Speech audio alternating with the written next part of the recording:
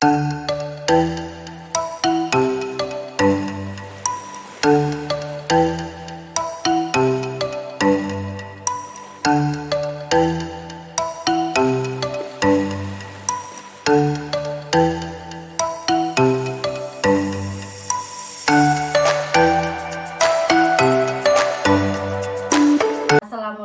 warahmatullahi wabarakatuh. Perkenalkan, saya Mary Haryanti Kambuno. Saya calon guru penggerak angkatan 10 dari UPT SD Negeri 95 Beropa, Kabupaten Luwu Utara. Kali ini saya tidak sendiri, saya ditemani oleh Ibu Nurhaini. Beliau adalah guru kelas 5 di UPT SD Negeri 95 Beropa, Kecamatan Seko, Kabupaten Luwu Utara. Assalamualaikum Bu Nurhaini. Waalaikumsalam. Bagaimana kabarnya hari ini Bu? Alhamdulillah sehat Bu. Kalau Ibu? Puji Tuhan sehat. Senang sekali Bu bisa berbincang dengan Ibu dalam percakapan kita kali ini. Hal yang sama Bu, saya pun merasa senang bisa berkolaborasi dengan Ibu dalam kegiatan ini. Baik, hari ini kita akan adakan percakapan praobservasi ya Bu. Sebelum nantinya Ibu akan melakukan kegiatan pembelajaran dan saya akan mengamati atau melakukan kegiatan observasi terhadap kegiatan pembelajaran yang Ibu lakukan. Kegiatan praobservasi ini Bu merupakan rangkaian dari kegiatan supervisi akademik. Adapun tujuan dari supervisi akademik yaitu membantu guru untuk merefleksikan diri dan mengevaluasi proses pembelajaran yang dilakukan sehingga nantinya guru dapat memberikan pembelajaran yang lebih baik, lebih berpihak pada murid. Nah, hari ini kita melakukan kegiatan praobservasi sebagai persiapan awal agar Ibu lebih siap, lebih percaya diri lagi untuk melakukan kegiatan pembelajaran sehingga nantinya pembelajaran yang Ibu lakukan boleh memberikan yang terbaik kepada murid. Begitu ya Bu? Baik Bu. Baik Bu, ada beberapa pertanyaan yang akan saya sampaikan, boleh Bu? Sangat boleh Bu, silahkan. Baik, terima kasih. Hal yang pertama yang ingin saya tanyakan ke Ibu, apa tujuan yang hendak Ibu capai dari pembelajaran yang akan Ibu laksanakan nantinya? Berdasarkan rencana pembelajaran yang telah saya rancang, tujuan pembelajaran yang hendak dicapai yaitu pertama, peserta didik dapat menjelaskan konsep perpindahan kalor pada kehidupan sehari-hari dengan tepat. Yang kedua, peserta didik dapat menjelaskan pengertian dari radiasi dalam kehidupan kita sehari-hari dengan benar. Yang ketiga, peserta didik dapat membuat suatu karya yaitu termometer sederhana dengan kreatif. Yang keempat, peserta didik dapat menyajikan hasil karya termometer sederhana dengan percaya diri. Baik, jadi muatan pelajaran yang akan Ibu bawakan yaitu muatan IPA ya Bu? Iya, betul sekali Bu. Baik, ada 4 tujuan pembelajaran yang hendak Ibu capai. Yang pertama tadi, peserta didik dapat menjelaskan konsep perpindahan kalor pada kehidupan sehari-hari dengan tepat. Kemudian yang kedua, peserta didik dapat menjelaskan pengertian radiasi dalam kehidupan sehari-hari dengan benar. Kemudian yang ketiga, peserta didik dapat membuat suatu karya yaitu termometer sederhana dengan kreatif. Dan yang terakhir adalah peserta didik dapat menyajikan hasil karya termometer sederhana dengan percaya diri. Baik, untuk area pengembangan, aspek apa yang menjadi fokus utama Ibu dalam kegiatan pembelajaran kali ini? Baik, untuk area pengembangan mungkin saya akan berfokus pada aspek keterampilan murid, di mana dalam proses pembuatan termometer sederhana murid dilatih mengatasi masalah yang muncul selama proses pembuatan termometer tersebut, serta dalam kegiatan presentasi produk atau karya, keterampilan murid dalam berkomunikasi dilatih untuk menggunakan bahasa yang mudah, mudah dipahami dalam menjelaskan proses pembuatan dan fungsi termometer. Baik, jadi dalam pembelajaran kali ini area yang menjadi fokus pengembangan Ibu adalah keterampilan murid dalam mengatasi masalah saat diskusi membuat termometer sederhana, kemudian kemampuan murid dalam menyampaikan informasi ketika murid melakukan presentasi hasil karya, yaitu termometer sederhana. Baik, luar biasa sekali. Saya jadi penasaran, kira-kira apa strategi yang akan Ibu terapkan agar rencana pembelajaran yang telah Ibu tetapkan dapat tercapai dengan baik?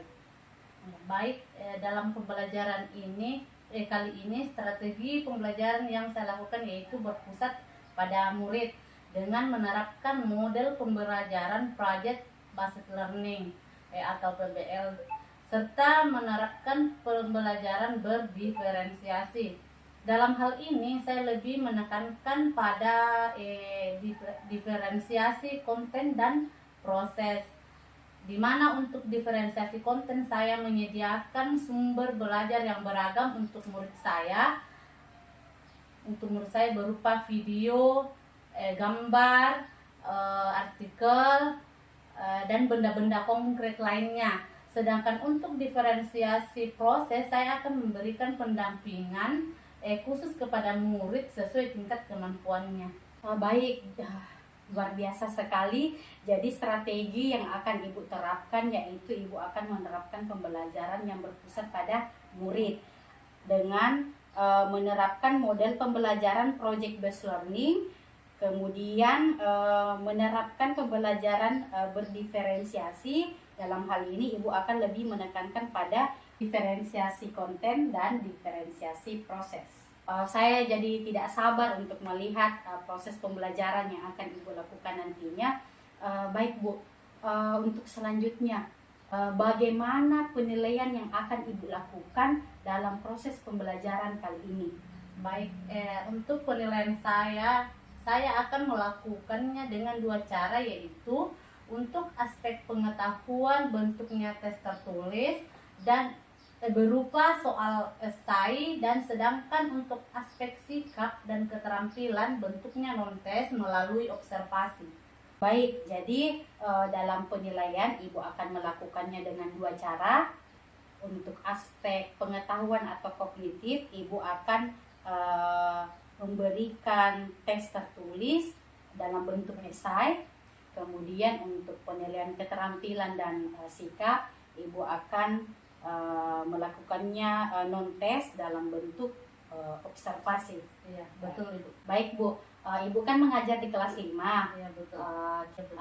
Kira-kira kapan jadwal kita akan melakukan kegiatan observasi ini? Artinya hari apa, kemudian jam keberapa? Baik, kegiatan pembelajaran yang akan saya lakukan pada hari Jumat jam pertama dan kedua. Jadi kita akan melakukan kegiatan observasi pada hari Jumat jam pertama dan kedua. Iya, betul Ibu. Bu, saya rasa cukup sekian pertanyaan dari saya. Harapan saya pada proses pembelajaran hari Jumat nantinya semuanya boleh berjalan dengan lancar sesuai dengan apa yang Ibu rencanakan. Dan setelah kegiatan observasi nantinya Bu, kita masih ada kegiatan diskusi pasca observasi, di mana kita akan didampingi oleh pengajar praktik. Semoga kita dalam keadaan sehat, kita dapat melakukan semua tahapan supervisi akademik. Amin Bu, sampai bertemu di hari Jumat ya Bu. Baik Bu, tetap semangat. Sampai bertemu di hari Jumat. Saya ucapkan terima kasih untuk diskusi hari ini Bu. Saya akhiri dengan ucapan Assalamualaikum warahmatullahi wabarakatuh. Waalaikumsalam warahmatullahi wabarakatuh.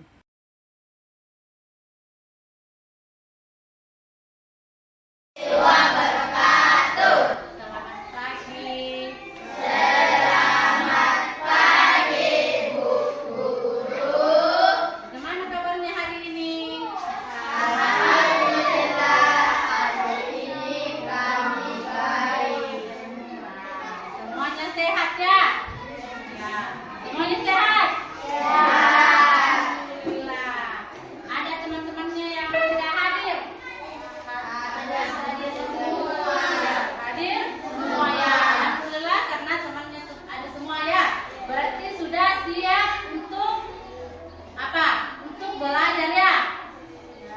sekarang sudah siap untuk belajar.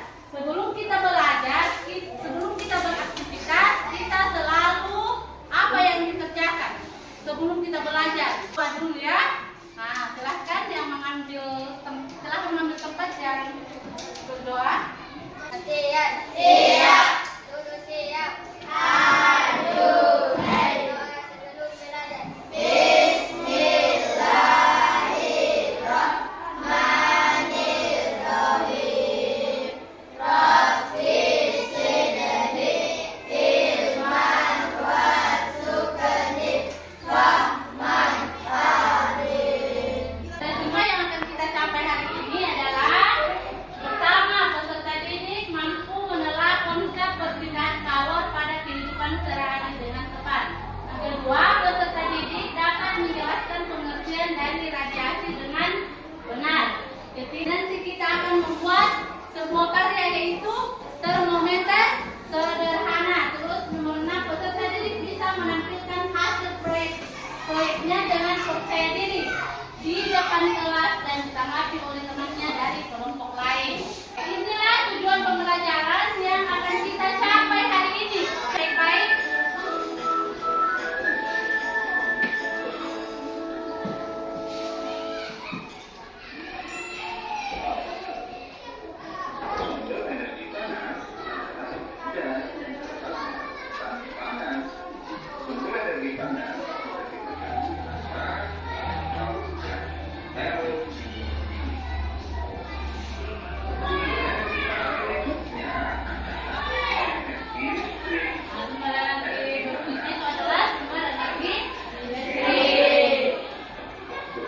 Kegunaannya matahari. Apa kegunaannya matahari dalam kehidupan tak sehari-hari? Apa coba? Hah? Bisa? Dapat? Menjemur ikan asin. Apa lagi masih ada? Mengeringkan garam. Ya, mengeringkan garam. Kiri, mana kirinya? Kiri, kanan, kiri. Depan, belakang, belakang. Depan, belakang. Juga tahu. Bahwa sumber panas adalah Berikan amati segala sesuatu yang apa yang saya mengandung berikan panas kepada atau panasnya. Nah, ada pun sumber panas yang ada di lingkungan sekitar kita. Yang pertama itu ada matahari. Panas pertama adalah Yang kedua, panas yang pertama itu adalah keempat ada matahari.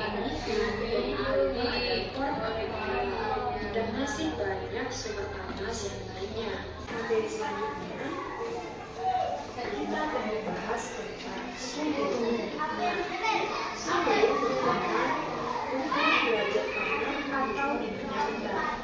Nah, anak-anak, tinggi rendahnya suhu secara tepat diukur menggunakan termometer. Termometer yang paling banyak digunakan dalam kehidupan sehari-hari adalah termometer klinis atau termometer suhu badan dan termometer ruang. Suhu dapat dinyatakan dalam 3 satuan, yaitu yang pertama dalam satuan derajat Celcius, kemudian yang kedua dalam derajat Fahrenheit, dan yang ketiga dalam derajat Kelvin. Nah,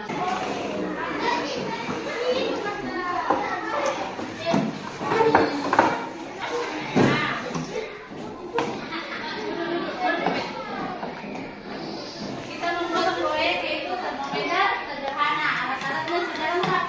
Alat-alatnya bahannya naikkan di atas. Mana bahannya yang kelompok C? Mana bahan-bahannya, alatnya? Kelompok C. Pipetnya mana? Nah, kita sepakat ya. Berapa waktunya untuk dipakai untuk buat proyek? 20 menit saja. Ya, Ibu perlihatkan dulu contoh pembuatannya, perhatikan ke depan. Nah, perhatikan baik-baik. Perhatikan.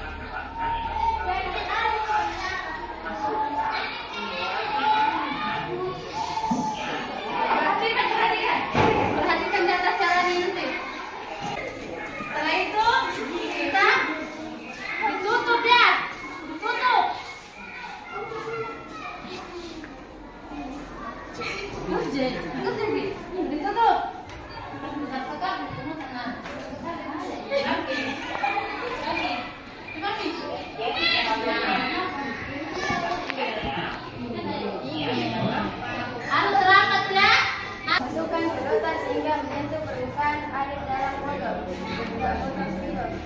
Masukkan sedotan hingga menyentuh permukaan air dalam botol. Tutup dengan rapat seiring ujung lubang leher botol dengan plastik yang ada udara yang bisa masuk ke dalam botol. Tekan air hangat pada botol dan perhatikan baik-baik.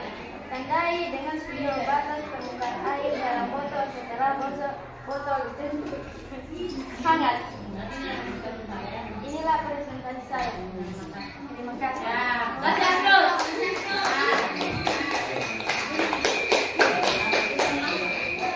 Suhu adalah besaran yang menyatakan tingkatan panas atau dingin suatu benda. Suhu itu tidak bisa dipindahkan namun bisa naik turun. Seperti tadi pada percobaan termometernya ya. Terus satuan suhu adalah Celcius. Satuan suhu adalah Celcius dan alat yang dipakai mengukur suhu adalah termometer. Oke, sekarang Ibu berikan lembar evaluasi. Ditulis namanya. Baca soalnya dengan baik baru diisi.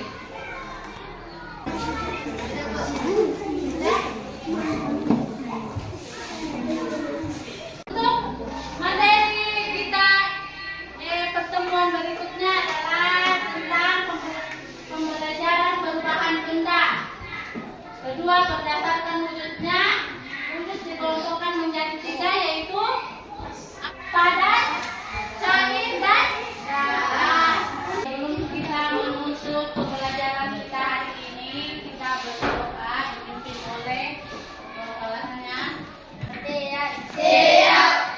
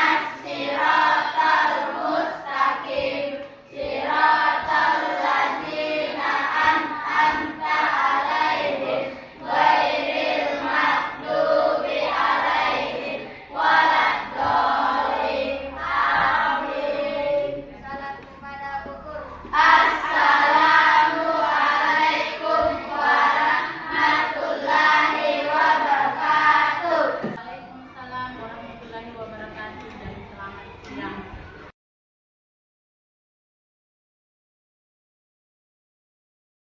Assalamualaikum warahmatullahi wabarakatuh. Kembali lagi dengan saya Mary Haryanti Kambuno, calon guru penggerak angkatan 10 Kabupaten Luwu Utara dari UPT SD Negeri 95 Beropa. Di sini saya masih ditemani oleh Ibu Nurhaini. Beliau adalah guru yang telah diobservasi dalam kegiatan supervisi kali ini. Assalamualaikum Bu. Waalaikumsalam warahmatullahi wabarakatuh. Dan lebih spesialnya lagi hari ini kami didampingi oleh Pak Hasbar SPD selaku pengajar praktik pendidikan guru penggerak dari Kabupaten Luwu Utara. Assalamualaikum Pak Hasbar. Bagaimana kabarnya hari ini Pak? Baik.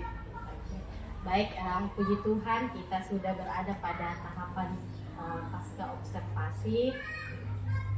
Mohon izin Pak, kami akan melakukan diskusi pasca observasi. Untuk mengefisienkan waktu kami akan memulai diskusi kali ini. Silakan. Baik, terima kasih Pak. Bu Edi, senang sekali berjumpa lagi dengan Ibu dalam percakapan pasca observasi kali ini. Sebelum kita terlalu jauh, saya ingin mendengar apa harapan Ibu dari diskusi kita hari ini. Harapan saya melalui diskusi kita hari ini adalah Saya dapat merefleksikan diri saya agar saya dapat melakukan perbaikan dari hal-hal yang masih kurang untuk tingkatkan lagi dari pembelajaran yang saya terapkan di kelas saya. Baik, jadi harapan Ibu terkait kegiatan kita hari ini adalah Ibu dapat memperoleh umpan balik sebagai acuan dalam melakukan tindakan perbaikan untuk meningkatkan kualitas pembelajaran yang lebih berpihak pada murid. Begitu ya Bu? Ya. Baik, ada beberapa pertanyaan yang akan saya tanyakan ke Ibu terkait kegiatan observasi kita yang telah kita lakukan sebelumnya. Yang pertama, saya ingin tahu bagaimana perasaan Ibu setelah melakukan kegiatan observasi sebelumnya. Awalnya mungkin belum terbiasa dalam pembelajaran itu, tapi lambat dengan berjalannya waktu mungkin alhamdulillah mengalir secara natural. Perasaan saya lega Bu, karena pembelajaran yang saya terapkan di sekolah sangat lancar. Ya, baik. Jadi secara keseluruhan pembelajaran Ibu lakukan berjalan lancar, meskipun awalnya deg-degan ya Bu, ya ini adalah merupakan hal yang baru bagi kita, tapi seiring berjalannya waktu sudah berjalan secara natural. Baik, kalau menurut Ibu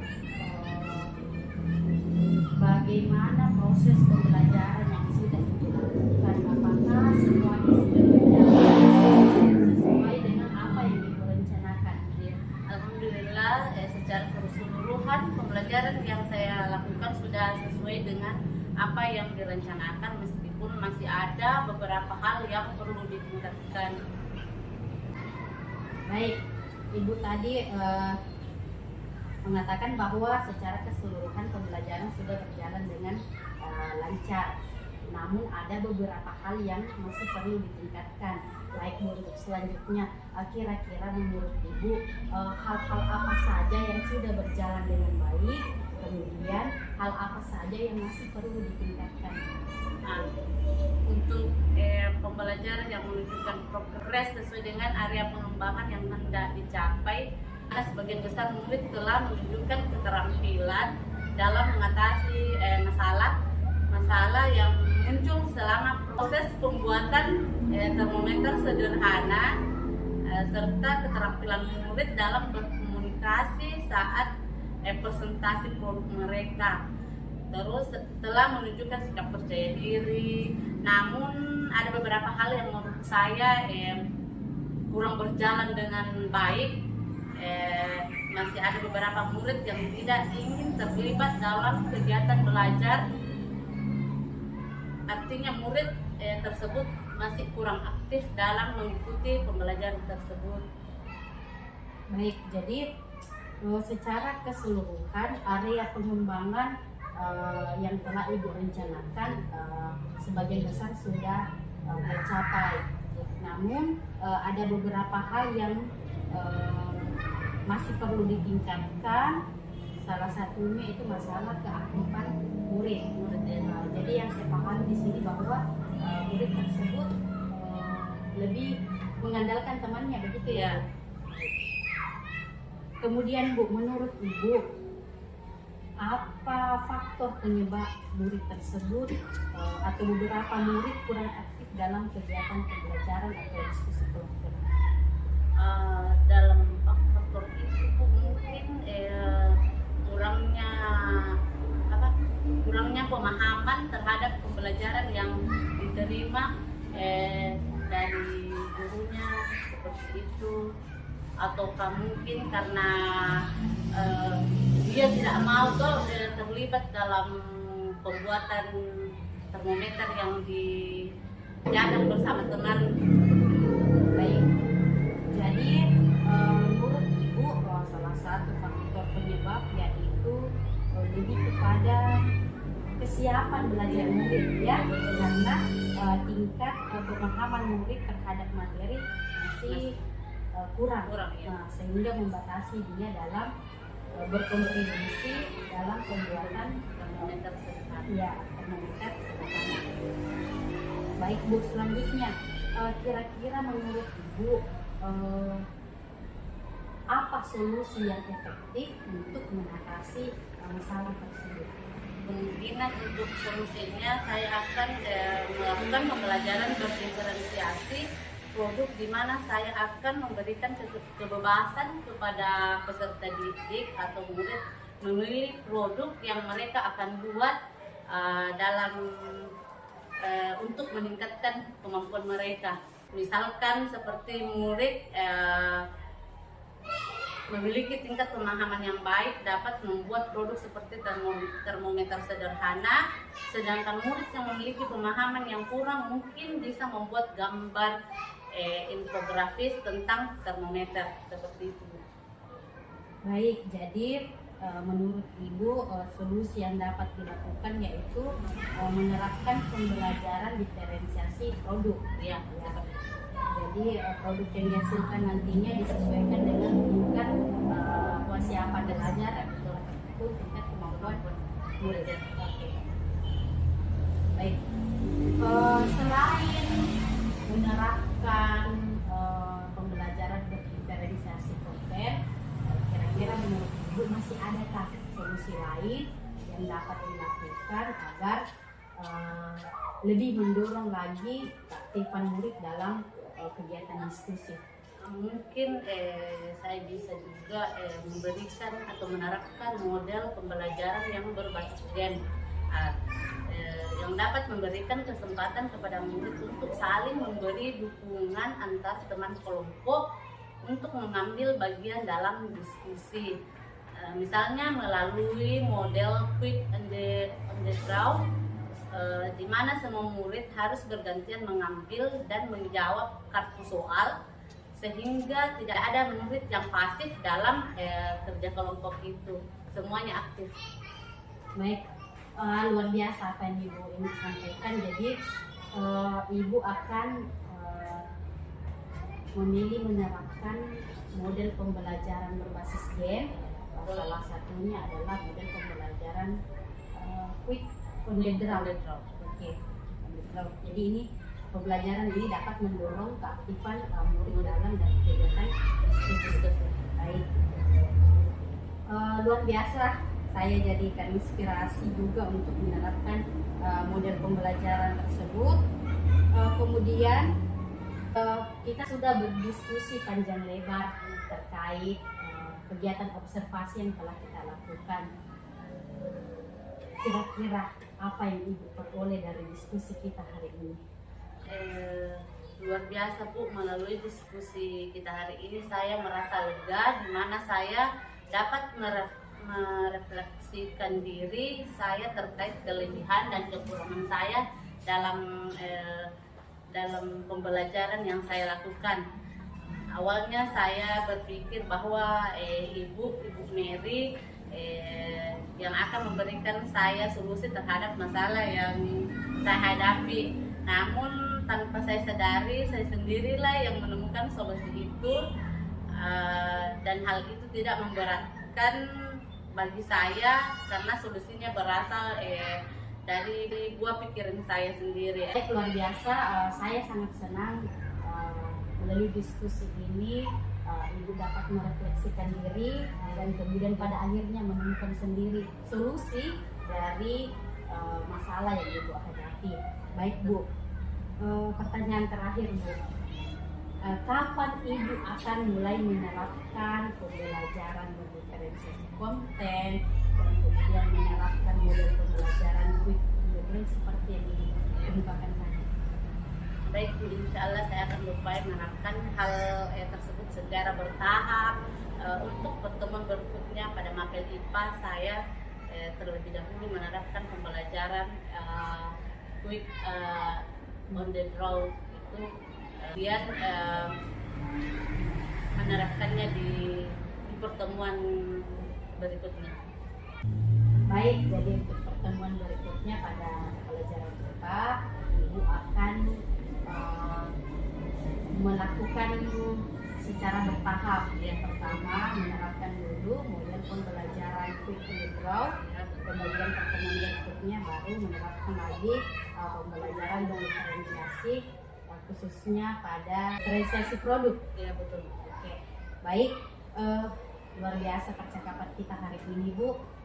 Semoga apa yang Ibu rencanakan boleh terlaksana dengan baik dan dapat memperoleh hasil yang diharapkan, yaitu meningkatkan keaktifan murid. Saya rasa cukup sekian diskusi kita hari ini. Saya ucapkan terima kasih, Bu, untuk waktunya. Saya akhiri dengan ucapan Assalamualaikum warahmatullahi wabarakatuh. Waalaikumsalam warahmatullahi wabarakatuh. Baik, demikianlah percakapan pasca observasi yang telah kami lakukan bersama Ibu Nurhaini. Selanjutnya saya kembalikan kepada Pak Hasbar selaku pengajar praktik.